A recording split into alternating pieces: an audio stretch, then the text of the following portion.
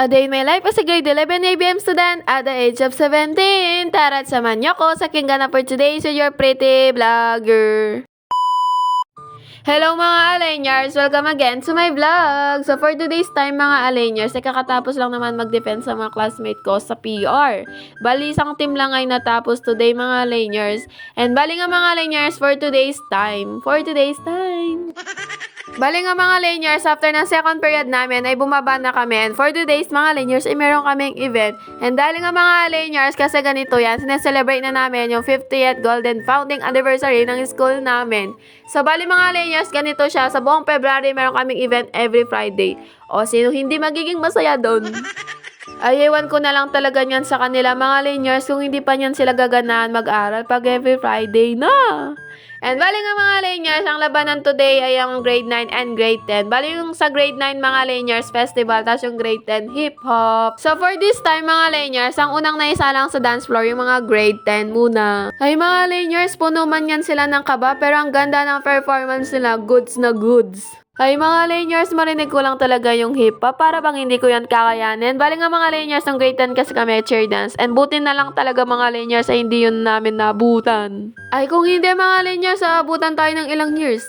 What the hell? Over na yan sa years.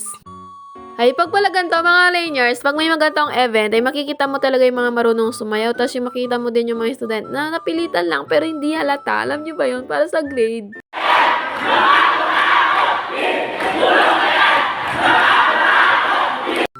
Don't worry guys, hindi kayo nag-iisa. So alam nyo ba mga Lanyers, okay naman yung mga performance nila, goods na goods. Yung tipong sana lahat na lang kayo pwedeng manalo. Kaso nga mga Lanyers, meron talaga yung mananalo, may matatalo. Pero ang importante, binigyan nyo yung best nyo. Yun na yun, goods na yun. Eh paano nyan kami mga Lanyers? Di ko alam kung ano yung magiging resulta ng amin. Kinakabahan ako. POV tayo mga Lanyers, boys at the back na marunong sumayaw. What the hell? Ay, madami palang naka-red ngayon mga Lanyers, tsaka naka-black. Kasi naman mga Lanyers, meron kaming color coding ngayon na damit. Yung black, yung nag-ghost, tapos yung red, yung in relationship ba. And actually mga Lanyers, nag-black din ako today, pero walang meaning yun. Parang aesthetic lang gano'n. Hindi ako nag-ghost, no?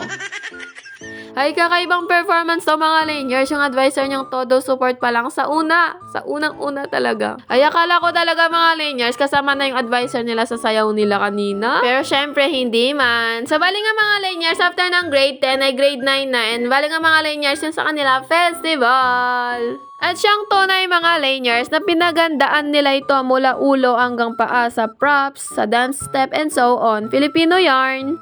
Ay basta mga Lanyers, sa festival hindi lang labanan sa sayaw kundi sa labanan din sa Reyna. Ay face never decline mga Lanyers, pati sa sayaw. Ay ang masasabi ko lang sa inyo, ang gagaling ninyo Marian, keep up the good work, okay? Pero ang totoo mga Lanyers, ilang araw yung practice, yung paggawa ng props, tas yung paghahanda. Pero mabilis lang yung execution sa dance floor. Alam niyo ba yun? Parang time-lapse. Na para bang hindi tayo nahirapan, no? Ay what's the important mga Lanyers ay natapos nila. And syempre kung manalo man sila, syempre extra award na nila yon. Pero everything is worth it everyone. Good job!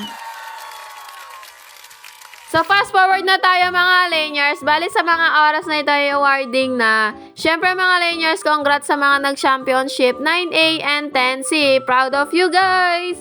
And syempre sa mga ibang section na din. Everything is worth it guys. So, that's all for today's mga Lanyers. Thank you for watching. Bye-bye!